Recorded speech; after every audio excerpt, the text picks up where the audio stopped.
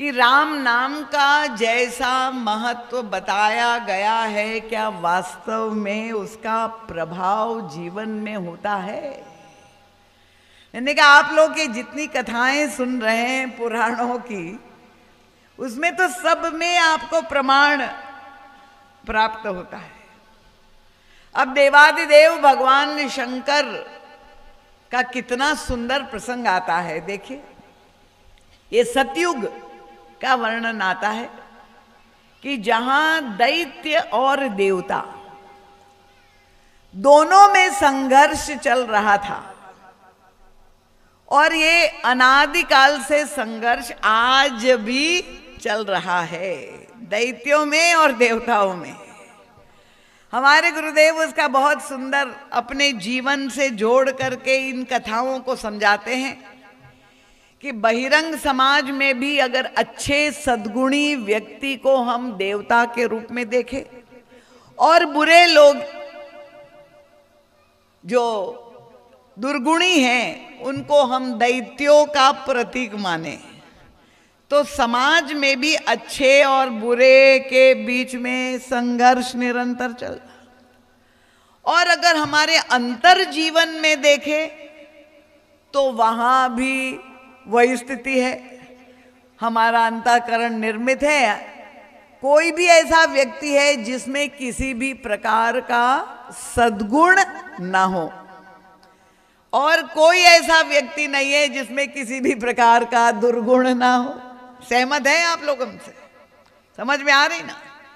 तो सद्गुण और दुर्गुण दोनों ही हमारे अंतर हृदय में भी विद्यमान है, और दोनों में संघर्ष निरंतर चल रहा है।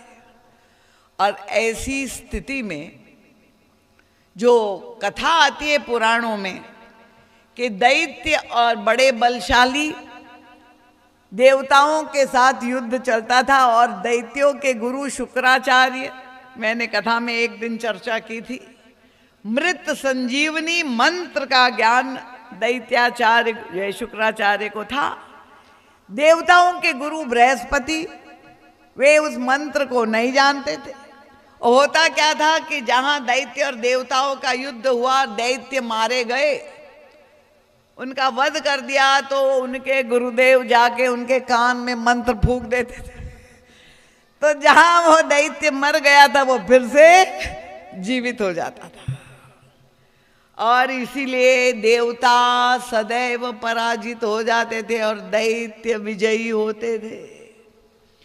अब देवताओं ने जाके भगवान विष्णु से प्रार्थना की कि प्रभु, ये तो हम लोग परास्त हो रहे, पराजित हो रहे, दैत्य विजयी हो रहे, बुरे लोग ही विजयी हो रहे, और आज भी लोगों के मन में यही शिकायत के समाज में बुराई का ही आधिक्य है और बुरे लोग ही पनप रहे हैं। भगवान विष्णु ने कहा कि तुम अमृत पान करोगे तो तुम्हें जो है पराजित होना नहीं पड़ेगा। अमृत कहाँ मिलेगा? भगवान विष्णु से पूछा तो उन्होंने कहा समुद्र में अमृत छिपा हुआ है। ठीक है, वो अमृत कैसे मिले? भगवान विष्णु ने कहा मंथन करना पड़ेगा, और वो मंथन करके अमृत को निकालना पड़ेगा। जैसे आपके पास दूध है या दही है और आपको चाहिए घी, तो घी कहाँ से आएगा? आप उसी दही का मंथन करेंगे, मथेंगे, तभी उसमें से, उस दही में ही घी छिपा हुआ है, उसको प्रकट करना पड़ेगा। भगवान विष्णु ने कहा समुद्र को मंथन, और अब उसके लिए मथानी कितनी बड़ी चाहिए, और फिर उस पर रस्सी भी चाहिए। तो फिर मथानी कौन सी आए? उनका मंदराचल पर्वत को लाया गया। और रस्सी किसको बनाए? उनका वासुकी नाग को रस्सी बनाया जाए और मंथन किया जाए। अब अमृत तो सब चाहते हैं, अच्छा व्यक्ति भी चाहता है और बुरा व्यक्ति भी चाहता है, दैत्य भी चाहते, देवता भी चाहते। दोनों मंथन करने के लिए यह दोनों प्रारंभ करते हैं। महाराज श्री का एक ग्रंथ है अमृत मंथन, बहुत सुंदर व्याख्या है, अवश्य पढ़े आप। अब दोनों ने प्रारंभ किया मंथन करना, पर वो जो मंदराचल पर्वत जिसको मथानी बनाया था वो इतना भारी कि वो नीचे धंसने लगा समुद्र में। तो मंथन कैसे करे? फिर भगवान विष्णु के पास गए और तब आप देखिए भगवान विष्णु की करुणा। भगवान विष्णु ने कच्छप रूप धारण कर दिया और कच्छप के रूप में प्रभु उस मथानी के नीचे बैठ गए। सारा बोझ अपनी पीठ पर। अपने कछुए को देखा होगा ना, आजकल ये फैशन हो गई है, आधुनिक फेंग शुई। हर लोग अपने घर में कई लोग जो कछुआ पालते हैं कि समृद्धि का लक्षण है, पर ये चाइनीज विज्ञान नहीं है। हमारे यहाँ सनातन धर्म में तो पहले ही भगवान का कच्छप अवतार माना गया, स्वीकार किया गया, तो भगवान विष्णु का रूप है। तो भगवान ने जो है वो अपनी पीठ पर सारा बोझ ले लिया। मंथन प्रारंभ हुआ। मुंह की ओर दैत्य खड़े और पूंछ की ओर जो है वो देवता खड़े। मंथन जैसे ही प्रारंभ किया, हुआ क्या, जहां वो वासुकी नाग को रस्सी बनाया था, अब वो पर्वत है अचल, उसको चलायमान करना है। तो वो जहां रस्सी से मंथन प्रारंभ किया तो सर्प के मुंह में विष भरा, और जहां प्रताड़ित हुआ तो विष निकला। विष निकला तो देवता खड़े थे मुंह की ओर, सब मूर्छित होने लगे और उलाहना देने लगे। तब भगवान विष्णु ने कहा कि नहीं, कोई बात नहीं। मंथन जारी रहा और जैसे ही मंथन तेजी से किया तो क्या निकला? अब सब चाहते थे अमृत।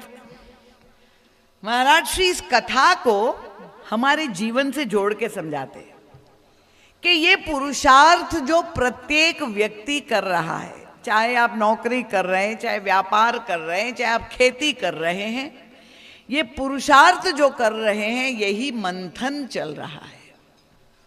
किसका? समुद्र कहाँ है? आप कहेंगे, महाराज जी कहते हैं संसार ही समुद्र है, और इस संसार में ही प्रत्येक व्यक्ति पुरुषार्थ का जो श्रम कर रहा है, कर्म कर रहा है, वो मंथन कर रहा है। अच्छा भी और बुरा भी, सभी संसार रूपी समुद्र से अमृत पाना चाहते हैं।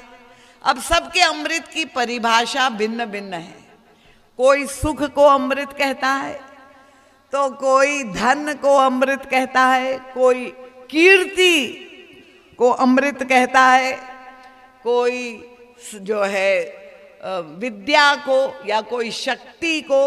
अमृत की परिभाषा जो व्यक्ति के जीवन की कामना है वो अमृत के रूप में उसको हम देख सकते हैं। तो उसी कामना की पूर्ति, उसी लक्ष्य को पाने के लिए हर व्यक्ति इस संसार रूपी समुद्र में मंथन कर, और हर एक व्यक्ति सुख रूपी अमृत पाना चाहता है। कल कथा में मैंने कहा, पर हुआ क्या, जब मंथन प्रारंभ हुआ तो सुख रूपी अमृत की कल्पना से जो मंथन किया जा रहा था, और निकला क्या? सबसे पहले हलाहल, विष, जहर निकल आया।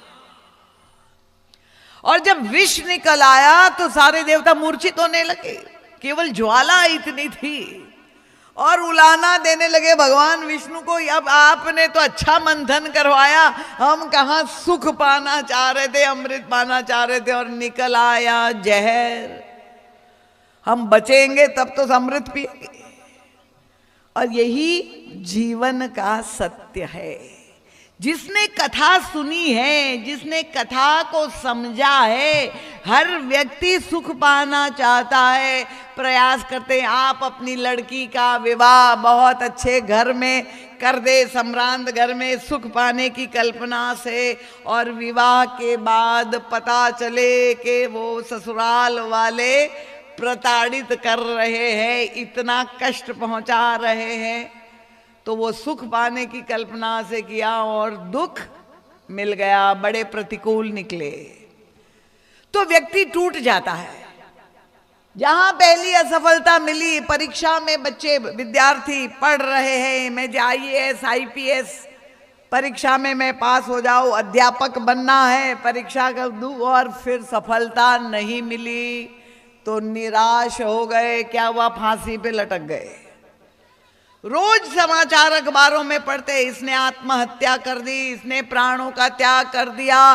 क्यों? सुख पाने की, अमृत की परिकल्पना से पूरा पुरुषार्थ किया और निकल आया विष, जहर, प्रतिकूलता।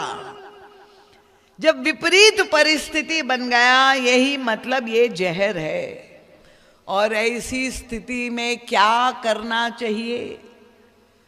सारे देवताओं ने जाके भगवान विष्णु से कहा, क्या करे? भगवान विष्णु ने कहा, ये जहर का घड़ा जो विष निकल आया है, उसको ले जा करके भगवान शंकर को दे दो। अब आप देखिए, उनका शिव जी को दे दो। भगवान शंकर के पास चले गए देवता जहर का घड़ा लेके, और भगवान शंकर ध्यान में थे। वो तो राम नाम की धुन लगाए रहते, रमाए रहते। जैसे ही देवता पहुंचे, जैसे आपके घर में आजकल वो कोरियर आता है ना, सामान लेकर के, पहले डाकिया आता था, ऐसे कोई आपके पास जो है सामान लेकर के, भेंट लेकर के आपके घर में आए, खटखटाए, तो आप पहले पूछेंगे क्या आया है भाई।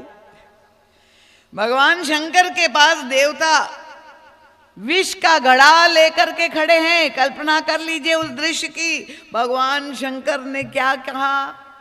पहला प्रश्न पूछा, किसने भेजा है? ये नहीं पूछा क्या आया है, क्या लाए हो, किसने भेजा है, भगवान शंकर ने पूछा। और देवताओं ने कहा, भगवान विष्णु ने भेजा है।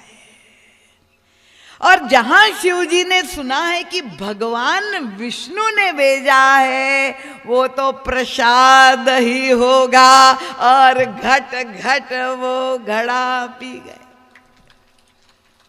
तालियां कमजोर है, समझ में नहीं आई? इसलिए जीवन में महाराज श्री कहते हैं, ये कला, हमें जीवन जीने की कला हमें रामचरितमानस सिखाता है। ये कथा का उद्देश्य केवल मनोरंजन नहीं है। हमारे जीवन में जब ऐसी प्रतिकूलता आए, ऐसे समय में हमें भी ये चिंतन करना चाहिए, ये किसने भेजा है। अगर आप भक्त है तो भक्त का पूरा जीवन ही भगवान से जुड़ा है। मेरे जीवन का योगक्षेम हम गाते भले यही है कि सौंप दिया इस जीवन का सब भार तुम्हारे हाथों में। वो भजन है राजन जी, है भजन, सौंप दिया इस जीवन। खैर, तो ये हम गाते तो यही है कि प्रभु आपके चरणों में मेरा सारा जीवन है जीत तुम्हारे हाथों में और हार तुम्हारे हाथों में।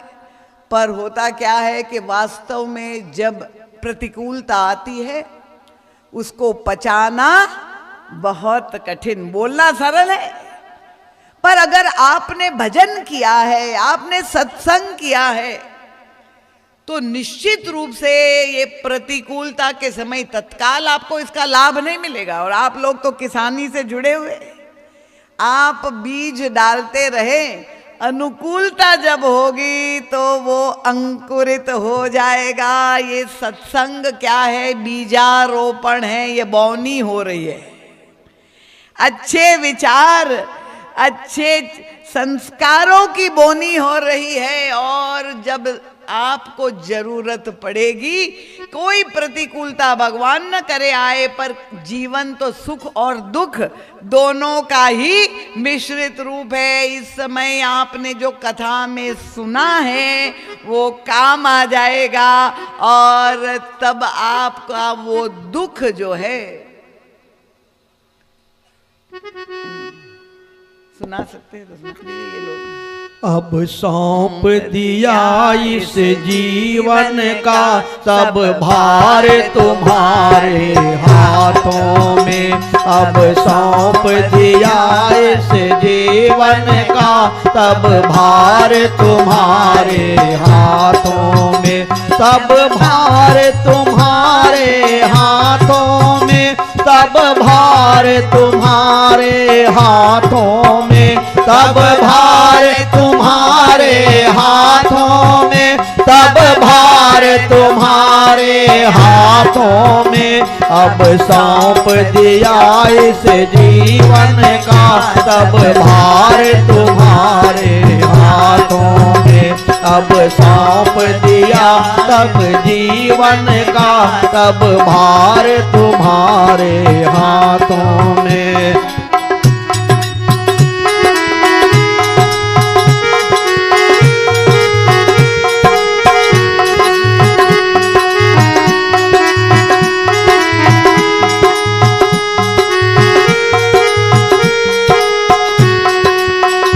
मेरा निश्चय बस एक एक यही, एक बार तुम्हें पा जाऊं मैं। मेरा निश्चय बस है एक यही, एक बार तुम्हें पा जाऊं मैं। अर्पण कर दूं दुनिया भर का सब प्यार तुम्हारे हाथों में। अर्पण कर दूं दुनिया का सब भार तुम्हारे हाथों में। अब सौंप दिया इस जीवन का सब भार तुम्हारे हाथों में। अब सौंप दिया इस जीवन का सब भार तुम्हारे हाथों में। तो जिसके हृदय में ऐसा समर्पण ईश्वर के प्रति उदित हो जाए तो उसका सारा जीवन प्रसादित हो जाता है। देखिए, लोग कहते हैं मेरा प्रारब्ध कर्म ऐसा है, ऐसा बुरा फल मुझे मिल रहा है।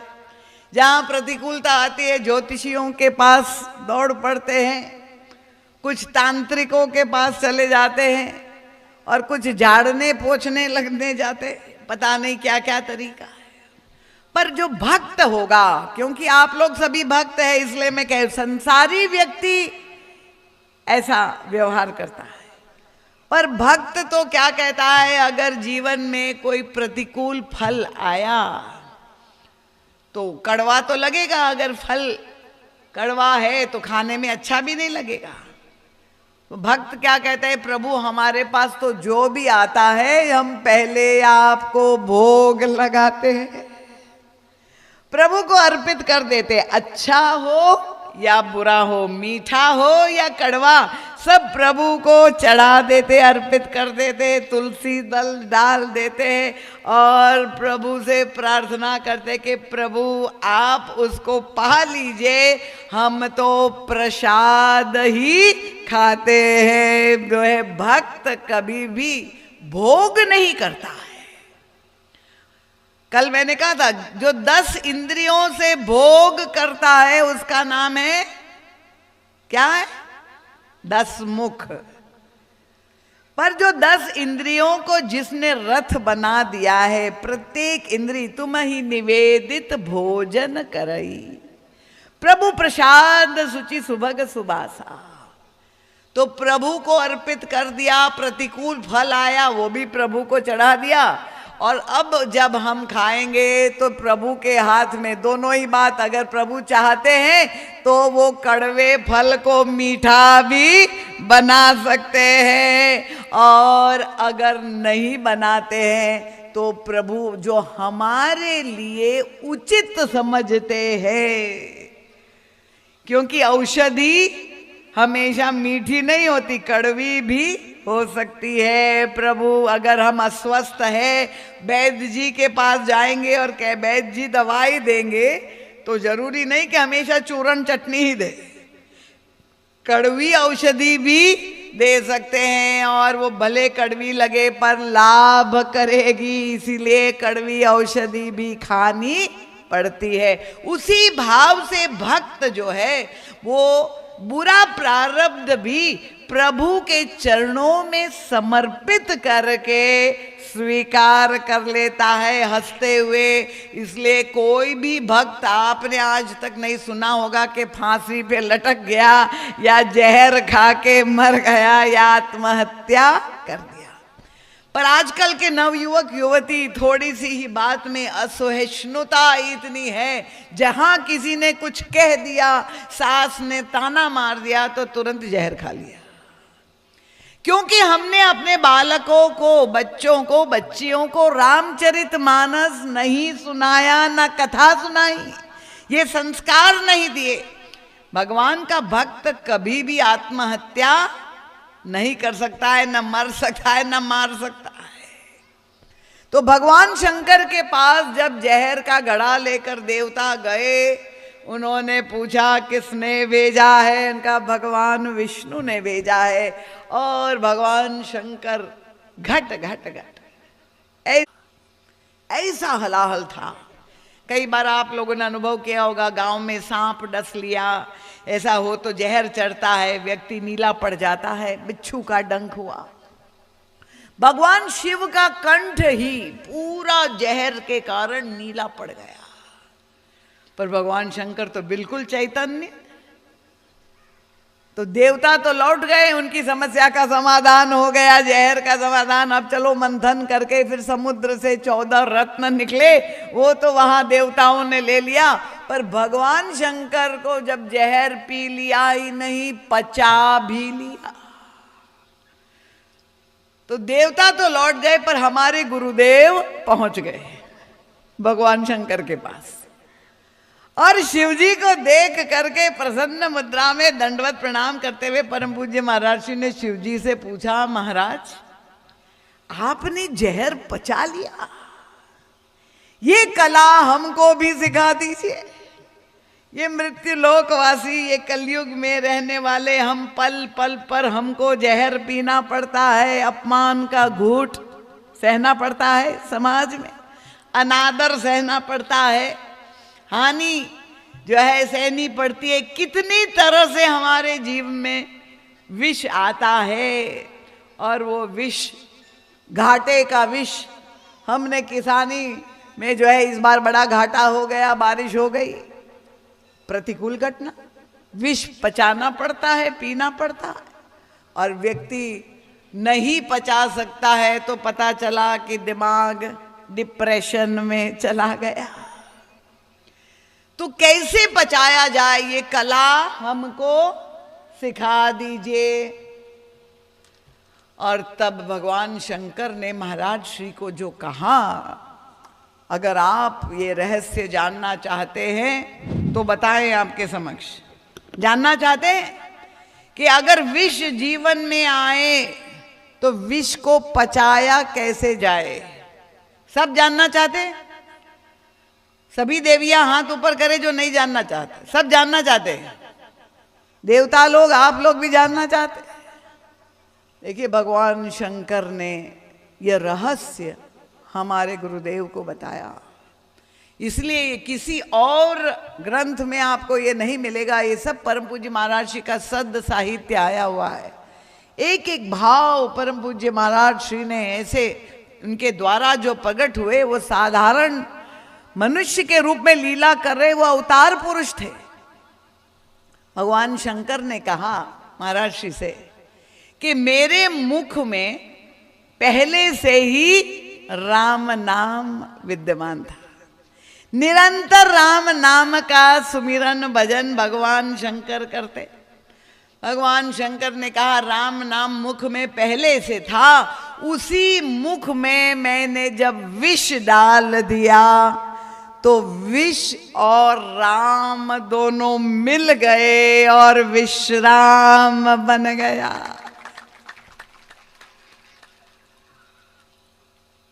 तो ये राम नाम में इतनी क्षमता है कि बड़े से बड़ा विष जीवन में प्रतिकूलता के रूप में आपके आए, पर ये राम नाम के आश्रय से ये कितना ही ज्यादा कठिन परिस्थिति आपके जीवन में हो, प्रतिकूलता हो, पर राम नाम का सहारा लेंगे। भगवान शंकर ने कह दिया कि वो राम नाम विश्राम आपको प्रदान कर देगा, उसमें कोई संदेह नहीं है।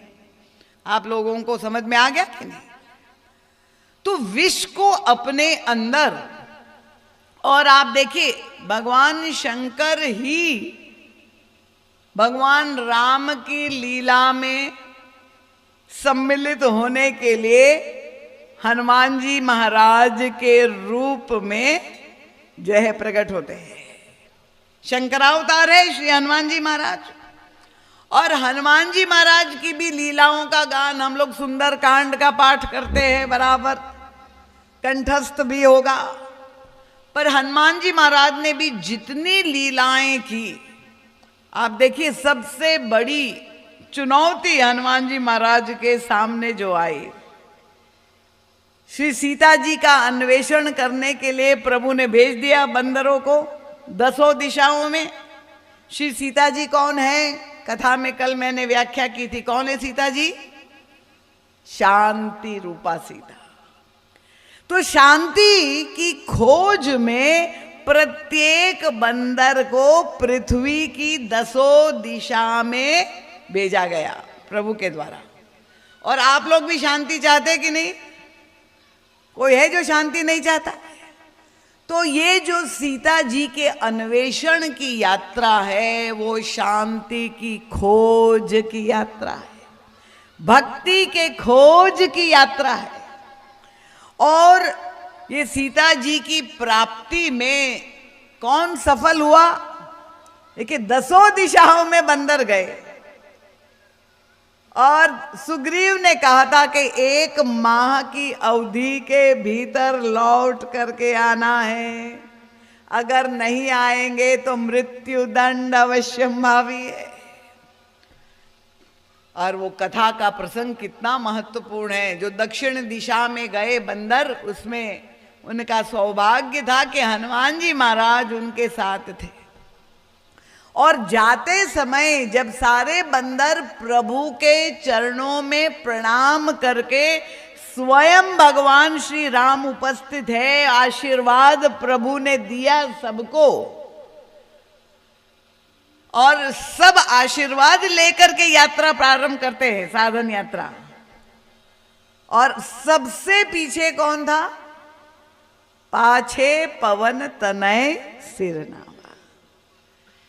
प्रभु ने, हनुमान जी महाराज ने सबसे पीछे प्रणाम किया, और प्रभु ने इशारा करके जानी काज प्रभु निकट बुलावा, हनुमान जी को अपने निकट बुलाया, और प्रभु ने अपने हाथ से वो राम नाम की मुद्रिका निकाल करके हनुमान जी महाराज के हाथ में सौंप दी।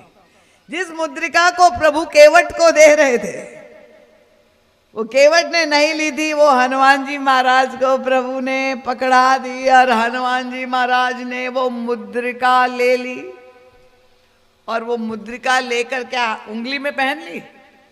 कैसी लग रही है? क्या किया हनुमान जी ने? हनुमान जी ने, गोस्वामी तुलसीदास जी ने लिखा है, प्रभु मुद्रिका मेली कहां? मुख माही। ये राम नाम की मुद्रिका है, और उसका स्थान क्या है? वो खाली हनुमान जी को ही दिए क्या प्रभु ने? आप लोगों को मुद्रिका मिली है कि नहीं मिली है? यहां कोई है जिसको मुद्रिका नहीं मिली? बता दीजिए। मिली हुई है? राम नाम सबको मिला है ना, तो ये शांति पाना चाहते हैं। शांति अगर जीवन से खो गई है, शांति का अपहरण हो गया है, शांति रूपा सीता का अपहरण किसके द्वारा हो गया? रावण के द्वारा लीला में हो गया। रावण कौन है? इनका मोह का प्रतीक है। मोह दश मौल तद भ्रात अहंकार। आपके मोह के कारण ही आपके जीवन में से शांति समाप्त हो गई। तो ये रावण ने अगर अपहरण कर दिया आपकी शांति का, दूसरों को दोष मत दीजिए। और अगर आपको शांति चाहिए तो भगवान उन्मुक्त भाव से बांट रहे हैं। आप राम नाम का आश्रय ले लीजिए। और हनुमान जी ने कर दिखाया कि वे पहुंच गए शांति रूपा सीता के पास और मां का आशीर्वाद प्राप्त हो गया। तो श्री हनुमान जी महाराज के सामने जो 100 योजन के समुद्र को पार करने का अवसर आया, सारे बंदर असमर्थ हो गए, तब श्री हनुमान जी महाराज ने प्रभु मुद्रिका मेली मुख माही जलधि लांगी गए अचरज नाय। और जहां आकाशगामी हुए, तब ऐसा नहीं है कि राम नाम लेने से बाधाएं समाप्त हो जाएगी। ये भ्रांति मत पालिए कि हम भगवान की थोड़ी बहुत मोटी भक्ति करेंगे तो जीवन में कोई संकट नहीं आएंगे। ये भ्रम मत पालिए। हमने तो बहुत पूजा की, हमने बहुत भजन किया, क्यों हमारे जीवन में इतने संकट आते? बुरे लोगों के जीवन में नहीं आते, अच्छे लोगों को ही प्रभु सताते। इस तरह के उलाहने, नासमझी की बातें लोग करते हैं। अगर हमने अपने प्रभु की लीलाओं को देखा हो, चाहे भगवान राम के जीवन में, श्री किशोरी जी के जीवन में, हनुमान जी के जीवन में पग पग पर बाधाएं, संकट आ रहे हैं, और किस तरह से संकटों का निवारण किया जाए, प्रभु ने नर लीला करके हमें सिखाया है। इसीलिए विघ्न बाधाओं को स्वीकार किया है कि आपके जीवन में जब ये बाधा आए तो इसी पद्धति से आप जब उसका भगवान का मार्गदर्शन जो दिया उसका अनुकरण करेंगे, तब आप उस बाधा को पार कर लेंगे। तो हनुमान जी महाराज जहां आकाशगामी हुए, सबसे पहले मार्ग में एक बहुत बड़ी सर्पिणी आके खड़ी हो गई। सुरसा नाम अहिन कै माता। ये सुरसा आ गई, कौन है? उनका देवताओं की माता है। पटवनी आई कही तही बाता, सर्पों की माता है। उनका मुझे देवताओं ने भेजा है। हनुमान जी की परीक्षा हो रही। देखिए, प्रभु अपने भक्त की परीक्षा टटोलते रहते हैं कि ये जा रहा है, ऐसा तो नहीं कि कहीं फिसल गया हो, कहीं उसकी भक्ति कमजोर हो गई। तो सुरसा नाम अहिन कै माता, पठवनी आई कही तही बाता, आज सुरन मोहि दीना हारा। सुनत वचन कह पवन कुमारा। क्या सुरसा ने कहा, मैं भूखी हूं और तुम बड़े परोपकारी हो, इतने बड़े हनुमान जी, इतने मोटे ताजे, उनका मैं तुमको खाऊंगी। और अगर तुम बचने का प्रयास करते हो तो इसका मतलब यही है कि तुम्हारा शरीर के प्रति आसक्ति है। और तब हनुमान जी ने पहले प्रणाम किया। देखिए, सुरसा से नमन करते हुए कहा, माता मेरे जीवन का एक उद्देश्य है। क्या? उनका राम काज करी फिर मैं आवऊ, सीता कै सुधी प्रभु सुनावऊ, तब तब बदन पैठी हो जाए। सत्य कहो मोई जान दे माई। हे माता मुझे क्षमा करो, एक उद्देश्य है जीवन का, काम काज नहीं, राम काज। राम काज करना है, भगवान राम का समाचार सीता जी को सुनाना है, भगवती का समाचार प्रभु को पहुंचाना है।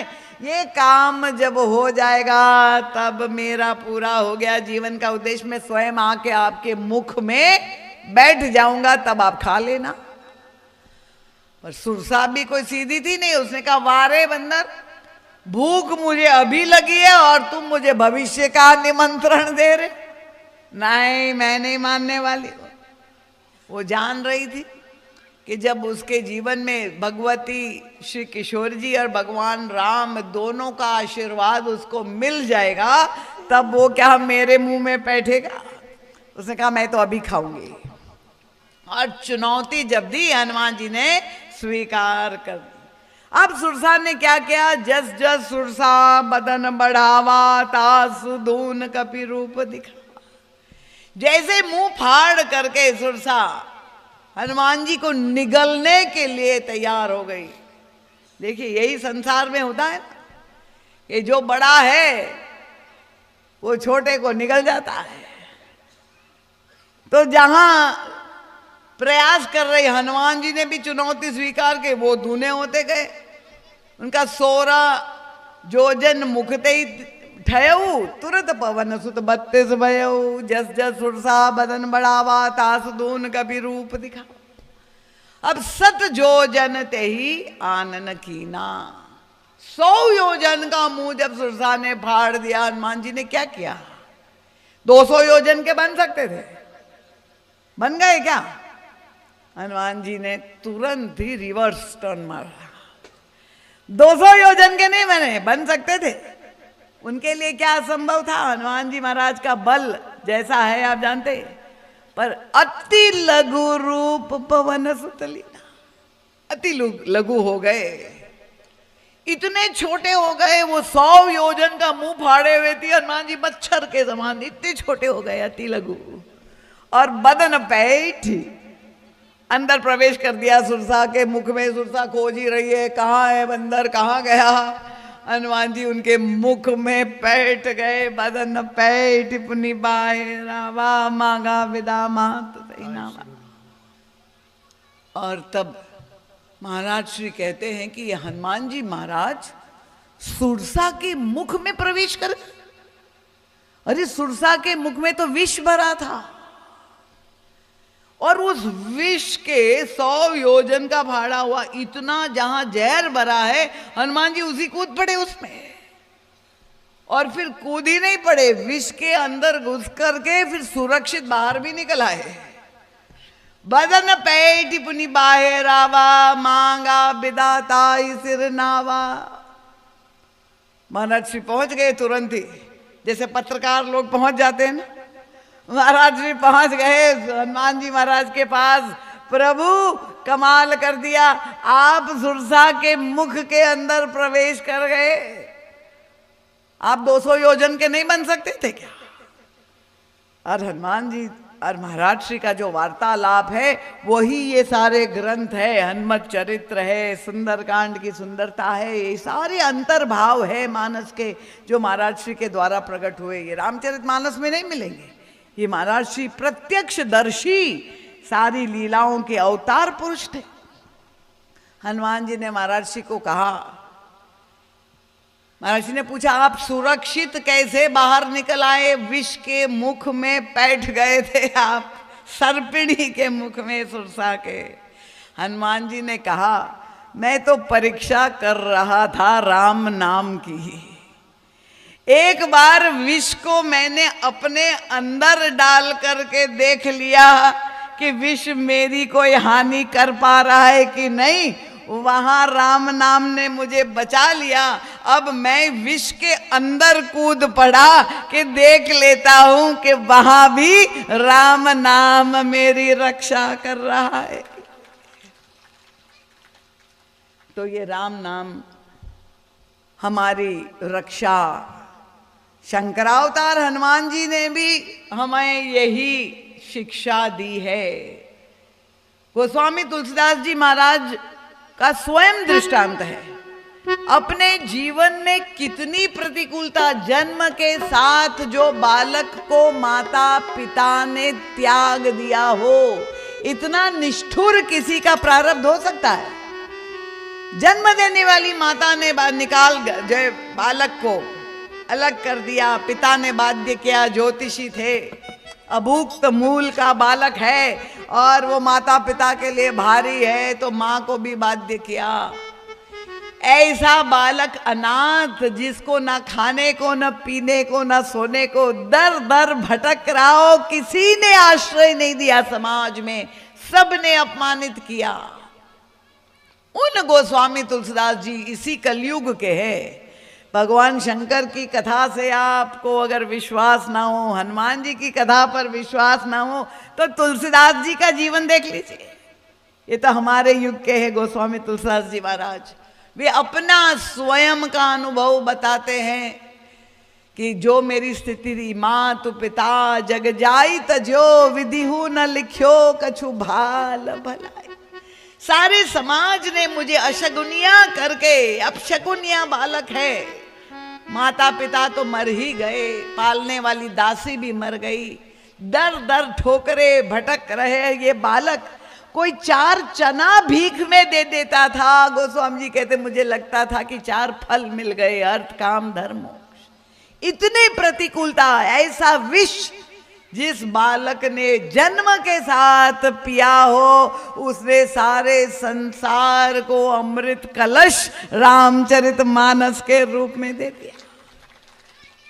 कितने लोगों के जीवन का विष हरण कर रहा है रामचरितमानस। वो गोस्वामी जी की आगे चल करके बहुत नाम हुआ, बड़ी प्रसिद्धि हुई, बड़ी पूजा हो गई। तब तय तुलसी ऐसे हुते, मिले न चुटकी चून। पर अब तो राम कृपा भई, तो लुचुई दोनों जू। भूपति पाए जय छू, बड़े बड़े राजा आकर के उनके चरणों में प्रणाम। इतना नाम, इतनी सिद्धि हो गई। गोस्वामी जी से पूछा, आपकी सफलता का रहस्य क्या है? जीवन में इतनी प्रतिकूलता आपने सही, प्रारब्ध भी आपके साथ नहीं था, समाज भी आपके साथ नहीं था, ये आपके दिन कैसे फिर गए, कैसे बदल गए? और तब गोस्वामी तुलसीदास जी ने जो बात कही, उनका कौन सा मंत्र जप किया आपने, कौन सी साधना की, तो गोस्वामी तुलसीदास जी ने कितनी सुंदर बात कही। उनका बहुमत बहुपथ पंथ पुराणन, जहां तहां जगरो सो। उनका गुरु कहो राम भजन, गुरु कहो राम भजन अति नीको, मोहि लगत राज डगरो सो। उनका मुझे गुरु की प्राप्ति हो गई। और गुरुदेव कौन? उनको ये नाम भले नरहरिदास जी महाराज हो, पर उनको लगता है कि नरहरिदास जी महाराज के रूप में, वे कहते कृपा सिंधु नर रूप हरि, साक्षात भगवान ही आए, नर रूप में हरि की प्राप्ति हो गई। इस दुखिया बालक को शरण जिन्होंने दी, धन्य है हमारे राष्ट्र की संत परंपरा, गुरु शिष्य परंपरा के ऐसे अशगुनिया बालक को विश्व वंद्य बना दिया। ये गुरुदेव भगवान की कृपा है। बोलिए सद्गुरुदेव भगवान की जय। और तब गोस्वामी जी ने कहा, छोटा सा मंत्र गुरुदेव ने दिया। उनका इतने बड़े बड़े मंत्र है, मैंने कोई साधना नहीं की, मुझे तो राजमार्ग मिल गया। गुरु कयो राम भजन अतिनी को, मोहि लगत राज डगरोस। राम नाम का मंत्र गुरुदेव ने मुझे दे दिया, बस उसी का जप मैंने कर लिया और आज आपके सामने है। भगवान की कृपा हम पर, राम कृपा हो गई, आज हमारा जीवन धन्य हो गया। तो इसलिए अगर आप चाहते हैं ये कथा सुन करके कि हमारे जीवन में परिवर्तन आए, जैसे केवट के जीवन में परिवर्तन आ गया, नाथ आज मैं काह न पावा, मिटे दोष दुख दारिद दावा। तो ये परिवर्तन अगर हम आना चाहते हैं, आप कहेंगे भगवान राम प्रत्यक्ष कहाँ आएंगे? भगवान राम प्रत्यक्ष नहीं आएंगे, भगवान का नाम ही प्रत्यक्ष भगवान का विग्रह है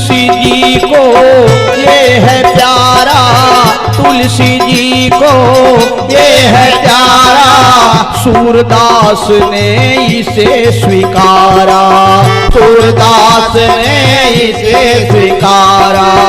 तुलसी जी को ये है प्यारा, तुलसी जी को ये है प्यारा सूरदास ने इसे स्वीकारा, सूरदास ने इसे स्वीकारा। और भजते हैं हनुमान, लेते रहो राम नाम, भजते हैं हनुमान, लेते रहो राम नाम। राम ही राम कहो सुबह और शाम कहो, राम ही राम कहो सुबह और शाम कहो, लेते रहो राम नाम, लेते रहो राम नाम, लेते रहो राम नाम, लेते रहो राम नाम।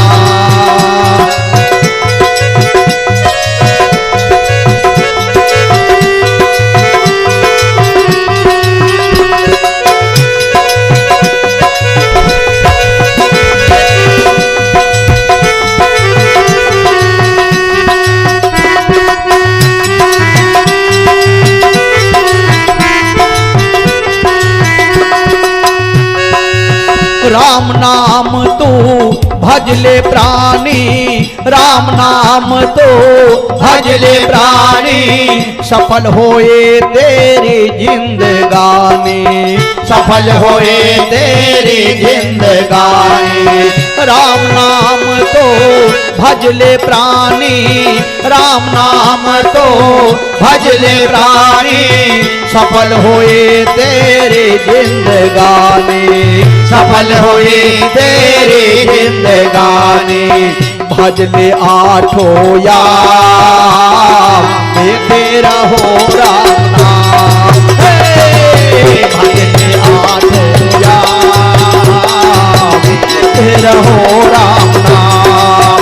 राम ही राम कहो सुबह और शाम कहो, राम ही राम कहो सुबह और शाम कहो, लेते रहो राम नाम, लेते रहो राम नाम, लेते रहो राम नाम, लेते रहो राम नाम, लेते रहो राम नाम, लेते रहो राम नाम, लेते रहो राम नाम, लेते रहो राम नाम, लेते रहो राम नाम, लेते रहो राम नाम। बोलिए भगवत्सल भगवान की जयकारा तो जोर से लगावे, बोलिए साचे दरबार की। देखिए आप लोग अक्सर ये कहते हैं कि हम लोग तो सद्गृहस्थ हैं और हमारे परिवार में इतनी तरह की समस्याएं होती है, इतनी प्रतिकूलता है, हमें समय ही नहीं मिलता भजन करने का। पर अगर प्रतिकूलता है आपके जीवन में तो मैं आपको रामायण मानस का एक और दृष्टांत दे दूं।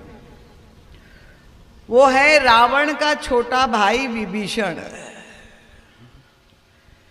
अब राक्षसों की नगरी में जो रह रहा है, कृपा पूर्वक अपने जीवन से आप मिला करके ये सारी कथाओं को, क्योंकि जानते तो आप हैं, क्या इतनी प्रतिकूलता आपके जीवन में है जितनी विभीषण के जीवन में थी? आपके तो शायद मोहल्ले में भी एक बुरा व्यक्ति हो जाए या एक घर परिवार में एक हो जाए, उसी में आप त्राही त्राही हो जाते हैं।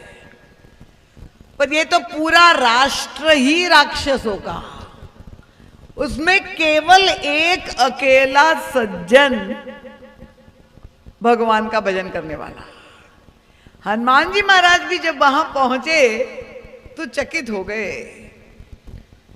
उनका लंका निश्चर निकर निवासा, यहां कहां सज्जन करवासा।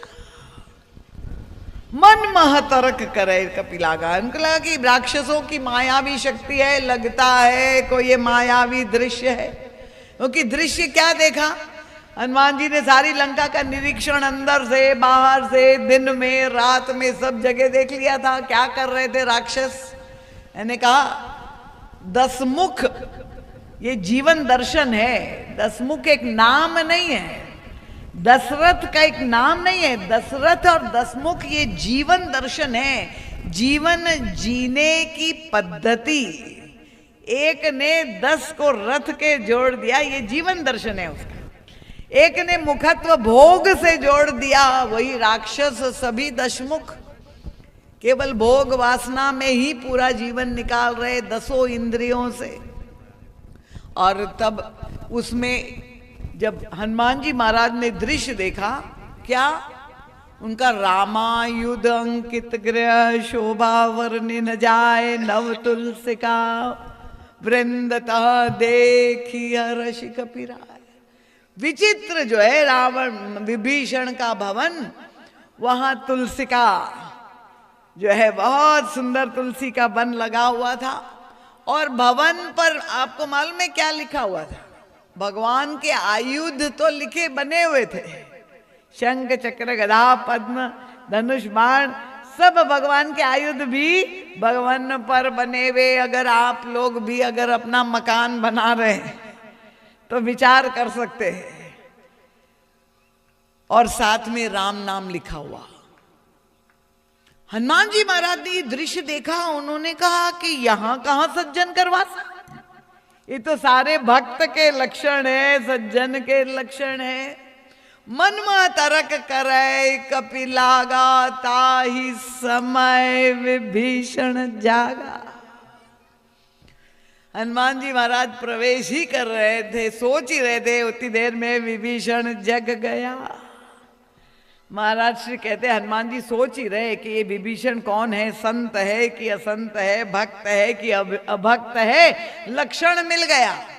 क्या लक्षण मिला? क्योंकि हनुमान जी तो रावण के भी महल में गया था, प्रवेश किया था ना। और शयन किए देखा कपि, ते ही मंदिर महन दीख वैदेही। रावण के महल में, राक्षसों के महल में, रात के समय सब जगह हनुमान जी एक एक कमरे में खोज रहे कहीं सीता है। सारी लंका की सोने की अट्टालिकाओं में एक एक कमरे में बैठ करके देखा क्या कि शांति रूपा सीता कहीं भी है। उनका मंदिर महन दीख वैदेही कहीं नहीं मिली, और सब सोते हुए ही मिले। सुखेण वैद्य को लेने गए हनुमान जी महाराज। जब लक्ष्मण जी को मूर्छा लग गई, प्रभु ने भेजा, तो सुखेण भी क्या कर रहा था? वही खुर्राटे भर रहा था, गहरी नींद में सो रहा था। तो ये मोह का नगर है। और गोस्वामी तुलसीदास जी कहते मोह निशा सब सोव निहारा, देखे स्वपन अनेक प्रकार। मोह निद्रा में हम और आप सभी सो रहे हैं और ये सुंदर सुंदर स्वप्न देख रहे हैं। पर श्री हनुमान जी महाराज एक एक के घर में जा रहे हैं और देख रहे हैं, खोज रहे हैं। और जहां विभीषण के घर में प्रवेश किया, भवन एक पुनि दीख सुहावा, तो क्या हरि मंदिर तह भिन्न बनावा। हनुमान जी महाराज के प्रवेश होते ही विभीषण जग गए। ताही समय विभीषण जागा, और उठते ही क्या किया? देखिए जो भक्तों का लक्षण है, सुबह उठते ही भोर में ब्रह्म मुहूर्त में उठते ही क्या करते? Hi hello good morning, mobile लेकर के नहीं। भक्त सुबह उठते ही सबसे पहले सुमिरन करते हैं अपने प्रभु के। राम राम ते ही सुमिरन कीना, और हृदय हर्ष कपि सज्जन चीना, यही सन हठी करियो पहचानी, साधु ते होई नकार जानी। भगवान के नाम, राम नाम का सुमिरन किया, हनुमान जी को पता चल गया। अब बाबा विभीषण का साहस देखिए, इतना बड़ा राम विरोधी जिनकी पत्नी का अपहरण करके ले आया है विभीषण, उन्हीं की द्वारा शासित लंका में बैठ करके राम नाम का भजन कर रहा है। इतनी प्रतिकूलता आपके जीवन में है? बता दीजिए, जैसे विभीषण के जीवन में थी। किसी के जीवन में है इतनी प्रतिकूलता? अगर विभीषण जब कर सकता है तो आप कर सकते हैं कि नहीं सकते? कर सकते हैं। रेवा बनखेड़ी वाले सब चुप्पी साधे हुए, कर सकते हैं कि नहीं? ठीकरी वाले हैं क्या यहाँ? अच्छा, ठीकरी वाले ही बोल दीजिए, जब कर सकते हैं कि नहीं? भजन कर सकते हैं। रावण, ऐसा नहीं कि विभीषण जी को चुनौती नहीं हुई। जब मकान पर सब जगह उन्होंने भवन पर राम नाम लिख दिया, रावण घूमते हुए आया, उसने देखा, हे विभीषण, ये क्या तुमने लिख दिया है अपने मकान पर राम नाम? तो विरोधी था, असहिष्णु था, और विभीषण जी महाराज ने राम नाम लिख दिया था सब जगह। तो रावण ने जहां पूछा तो विभीषण ने क्या उत्तर दिया? देखिए, यही राम कृपा है। जिस राम का वो भजन कर रहे हैं, जहां रावण आया और उन्होंने तुरंत उसको धमकाया, उन्होंने कहा, भैया आप ही का तो नाम लिखा हुआ है। कैसे? उनका राम मतलब रावण और म मतलब मंदोदरी। मैंने तो भैया भाभी का ही नाम लिखा हुआ है। ये सुमति कौन देता है? वही राम नाम ही का भजन आपको घोर प्रतिकूलता में भी वो प्रकाश देता है। और रावण बड़ा खुश होकर के चला गया। जो दंडित करने आया था वो वहां से चला गया। और तब श्री हनुमान जी महाराज, विभीषण नहीं जानते हैं कि हनुमान जी आए हैं, पर बलात् हनुमान जी महाराज अपनी ओर से विभीषण के घर में जाते हैं। यही सन हठी करी हो पहचानी, साधुते हो न कारजानी। और यही हनुमान जी महाराज और विभीषण का जो दिव्य मिलन होता है, एक ग्रंथ है महाराज श्री का, विभीषण शरणागति, अवश्य पढ़े कि कैसी हनुमान जी की कृपा विभीषण को प्राप्त हुई कि उनके मुंह से निकल गया, अब मोहि भा भरोस हनुमंता, बिनु हरि कृपा मिलई नहीं संता। ये संत और सत्संग कहां से मुझे मिल गया?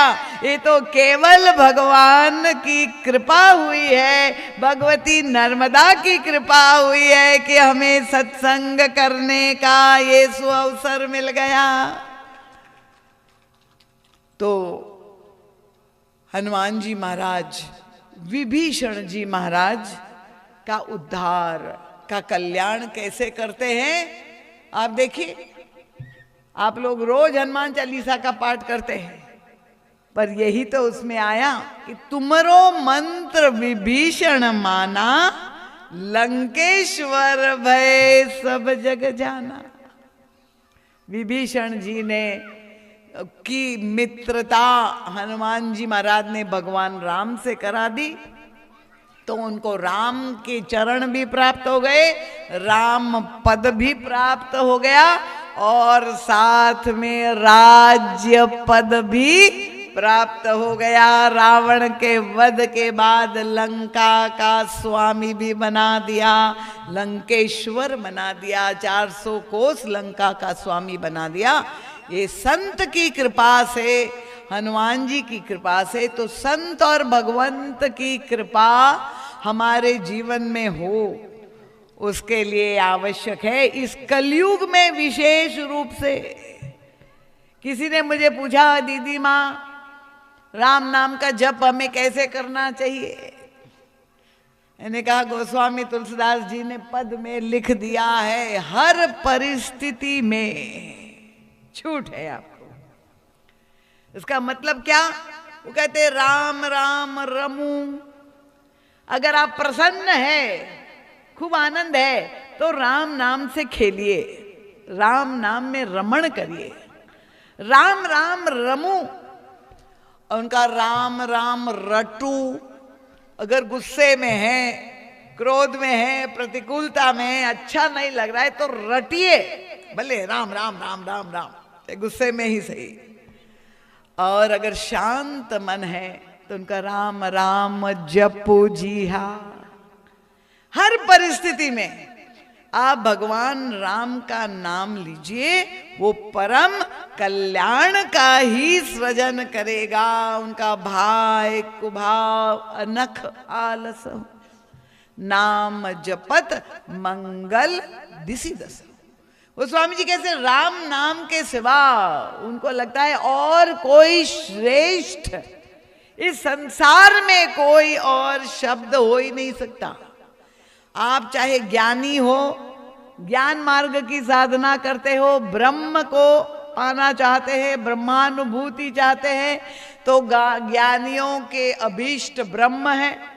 उनका ब्रह्म शब्द में भी रकार और मकार लगा हुआ है। उनका कोई भी सुंदर शब्द जो है रकार और मकार के बिना नहीं बन सकता। तो ज्ञानियों के ब्रह्म में भी रकार और मकार है। उनका प्रेमियों के प्रेम में प्रेम भी लिखना है तो रकार और मकार दोनों आएगा। उनका धार्मिकों के धर्म में वहां भी रकार और मकार आएगा। अगर आप कर्मयोगी है और कर्म पर विश्वास करते हैं तो उनका कर्म भी रकार और मकार के बिना बन ही नहीं सकता है। ऐसा पूर्ण है भगवान का मंगलमय नाम। और इस नाम का आश्रय लेकर के प्रत्येक व्यक्ति इस कलयुग में विशेष रूप से अपना जीवन धन्य कर सकता है।